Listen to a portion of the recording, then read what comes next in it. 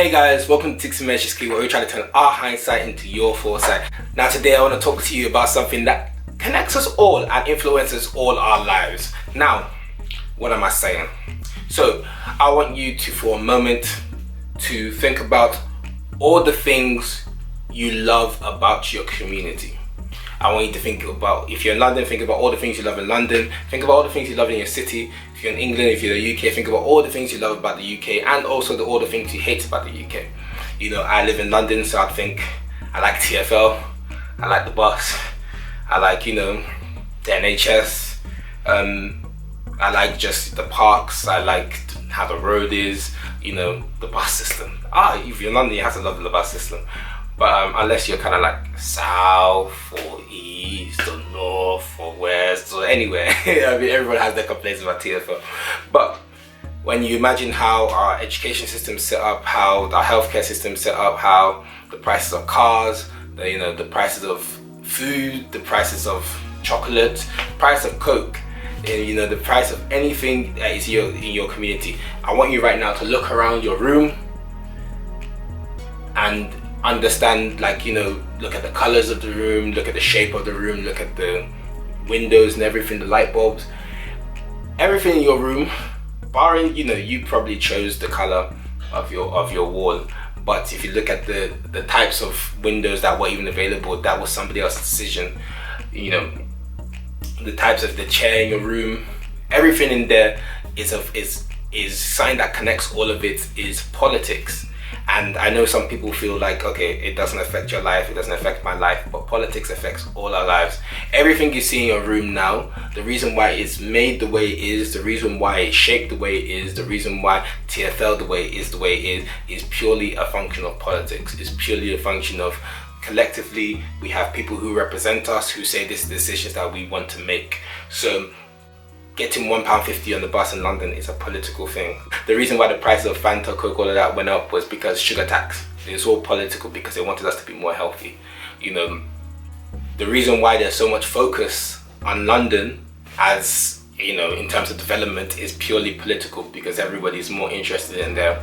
So what am I saying is, I'm saying that everybody, regardless of creed or whatever, I've not come here to ask you to choose one side or the other, but I would encourage you to be politically engaged regardless of your age, because understand, no matter who you are or however you identify yourself, politics affects you in some way, shape or form.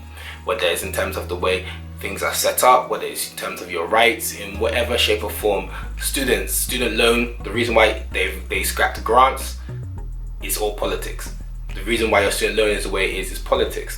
The reason why your tuition fees went up is politics. The reason why NHS workers aren't getting paid enough is politics. The reason why NHS has been having its funding cut all this time is all politics. Whether it's austerity or it's surplus or it's budget, anything that we do in here is politics and it's regulations. And if you understand that everything around you is because some people came together and said this is the way it should be, then it's for you to understand that anything that is here today can be changed, provided that you become engaged in that process. Because a lot of people feel like their voice is not heard, but realistically most times it's those who vote or those who make their voices known, whether it's activists or those, if you sign a petition or whatever, or with your dollars or with your pounds, with your money, similar to how like vegans are trying to get people to stop eating meat, for you to kind of put your voice out there by not buying it, it's also a form of quote unquote politics.